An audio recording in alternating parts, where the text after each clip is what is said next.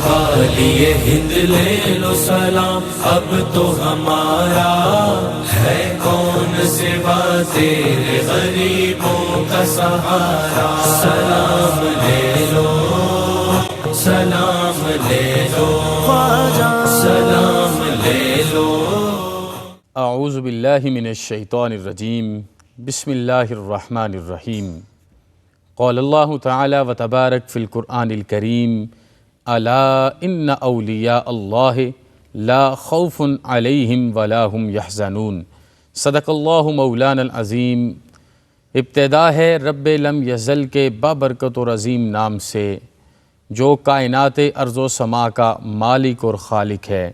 اربہ درود و سلام کا نذرانہ سلطان حسینان جہاں کی ذات والا تبار پہ، کہ جو آج بھی سب کے ہیں اور ہمیشہ سب کے رہیں گے، لیکن بیماروں اور رنجوروں، مسکینوں اور غریبوں، بیواؤں اور بے سہاروں پر جب ان کا سحاب کرم اترتا ہے تو ادا ہی نرالی ہوتی ہے۔ انتہائی ذی وقار ناظرین، سامعین اور سامعات، ARYQ TV کے اس عظیم پروگرام کے ساتھ آپ سب کی خدمت میں سید عتیق الرحمن حاضر ہے، اور دل کی عطا گہرائیوں سے عرض کرتا ہوں، السلام علیکم ورحمۃ اللہ وبرکاتہ۔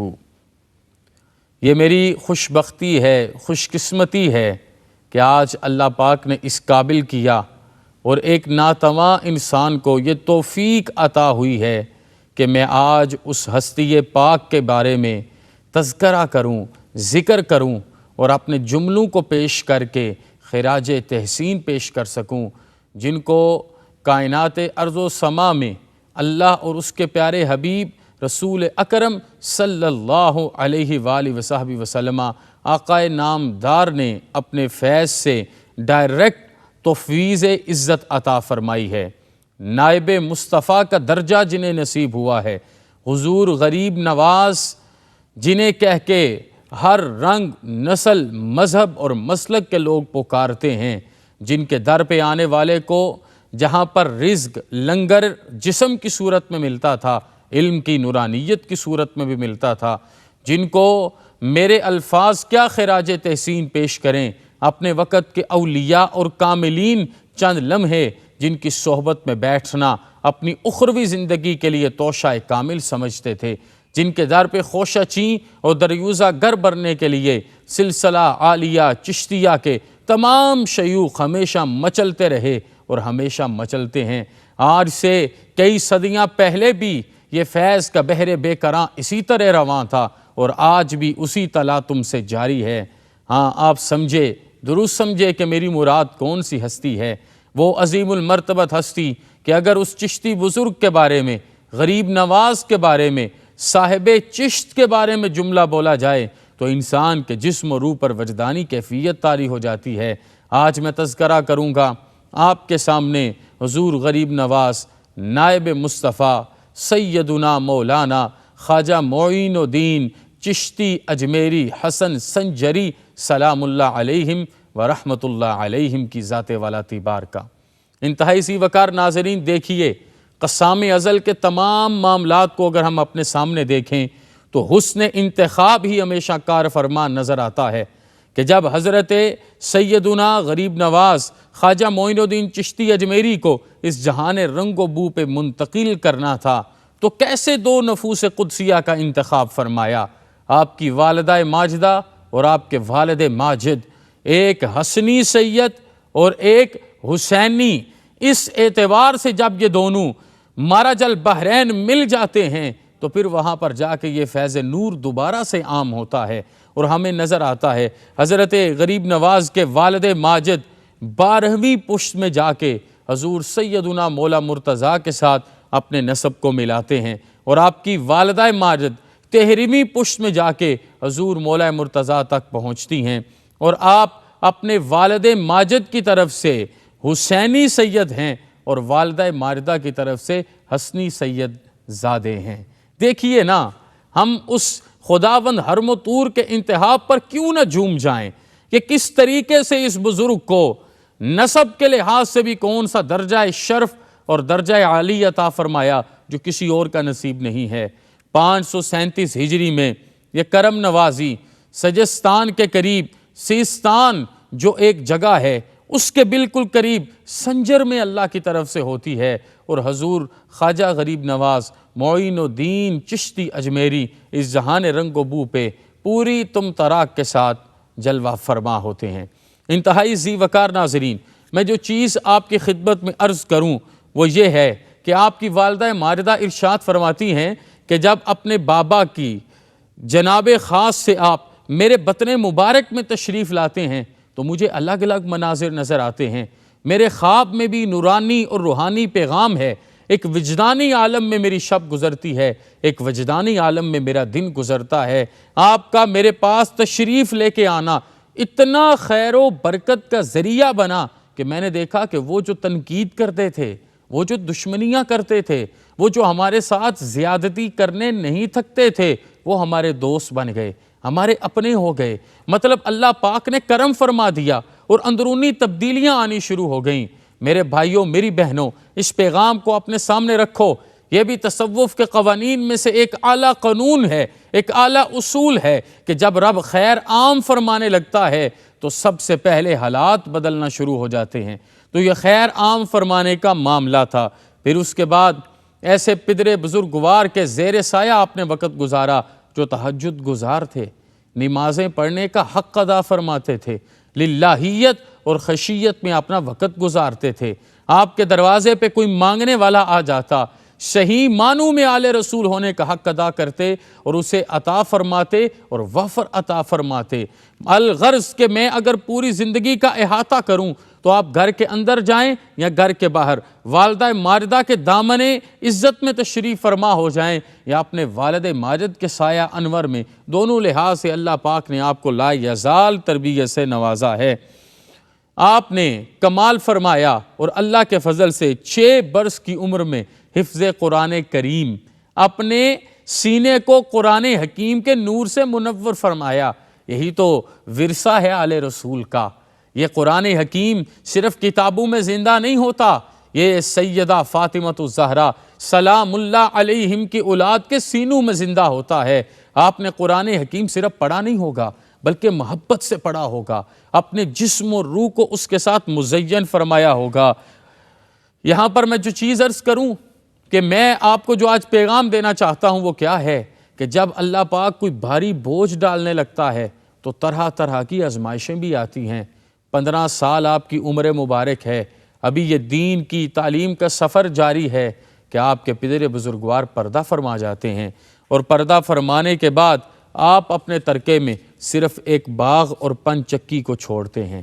اب ان ساری کیفیات سے حضور غریب نواز خواجہ معین الدین چشتی اجمیری کے لڑک پن کے ایام گزرنا شروع ہو جاتے ہیں۔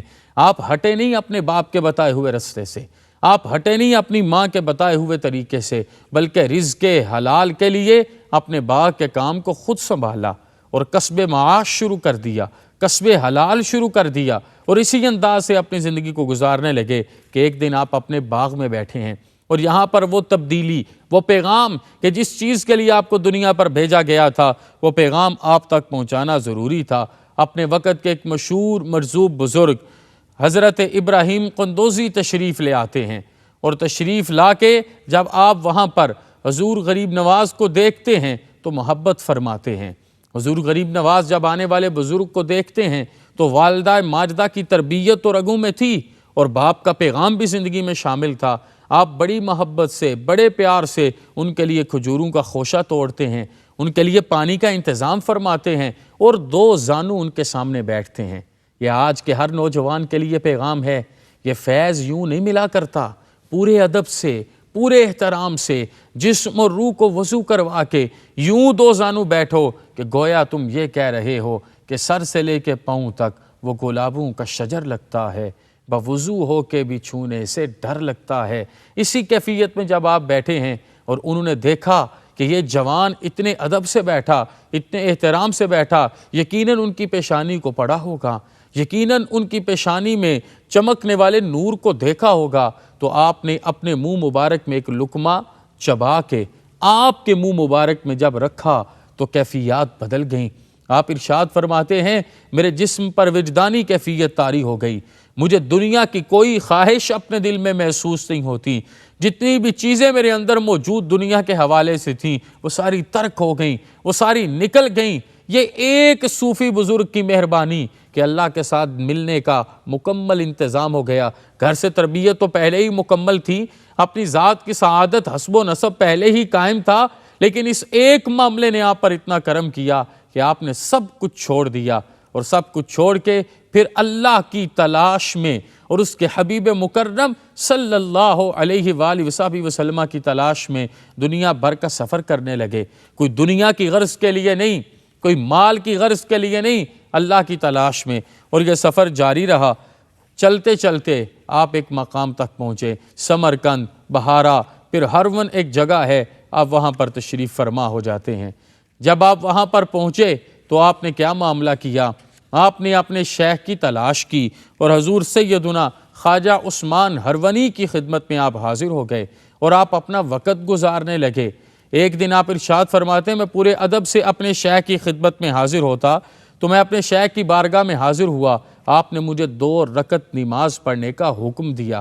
یہ ہے طریقت، یہ ہے شریعت، اور یہ ہے پیر طریقت کا راہبر شرعیت ہونا۔ اسے ہی اپنی زندگی میں دیکھیے۔ اگر آج آپ نے بھی شیخ کو ڈھونڈنا ہے تو ان معاملات میں دیکھنا ہوگا کہ وہ للہیت کے کس تگڑے اور مضبوط مقام پر موجود ہے۔ کہتے ہیں کہ مجھے 2 رکعت نماز پڑھنے کا حکم ہوا، پھر ارشاد فرمایا سورہ بقرہ پڑھیے۔ سورہ بقرہ پڑھا، پھر 2 رکعت کے بعد ارشاد فرمایا کہ آپ 60 دفعہ سبحان اللہ، اللہ کی پاکیزگی کا ذکر کریں، تذکرہ کریں اور اعلان کریں۔ پھر اس کے بعد شیخ نے آسمان کی طرف دیکھا اور آسمان کی طرف دیکھ کے آپ نے فرمایا میں نے تجھے اللہ تک پہنچا دیا، میں نے تجھے خدا تک پہنچا دیا۔ کیا خوبصورت تعلق ہوگا، کیا خوبصورت معاملہ ہوگا۔ مرشد روحانی باپ بھی تو ہیں، کس طریقے سے کسی کو ضائع ہونے دیں، اور وہ بھی حضور نائب مصطفیٰ کو، حضور غریب نواز کی عزت جنہوں نے پانی ہے، اس ذات والا تبار کو، سلسلہ عالیہ چشتیہ جن کی نبض محبت سے چلنا ہے، ان کے لیے یہ معاملہ ہوگا تو یقیناً شریعت و طریقت کی زلفیں سوار کے روشنی کا اظہار فرمایا جائے گا۔ پھر اس کے بعد آپ نے آپ کے سر پہ، جو اکثر آپ نے چشتی درباروں پہ دیکھا ہوگا، 4 ترکی 4 کونے والی ٹوپی پہنائی، آپ کے سر پر یہ دستار کے ساتھ یہ تاج عطا فرمایا۔ یہاں پر تصوف کا میں بڑا خوبصورت جملہ عرض کرنے لگا ہوں۔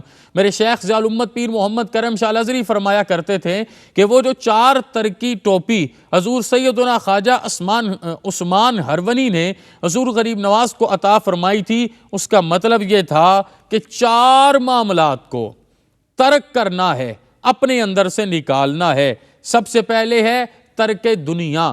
دنیا تو ہر لحاظ سے اندر سے نکل گئی، دنیا میں رہ کر بھی دنیا کے معاملات سے بیگانہ رہنا ہے۔ اور دوسرا یہ ہے ترک عقبا۔ ہمارے اندر یہ خواہش ہوتی ہے کہ ہم نے جنت کے لیے آخرت چانی ہے، ہم نے حوروں کے لیے آخرت چانی ہے، غلمان تک پہنچنا ہے۔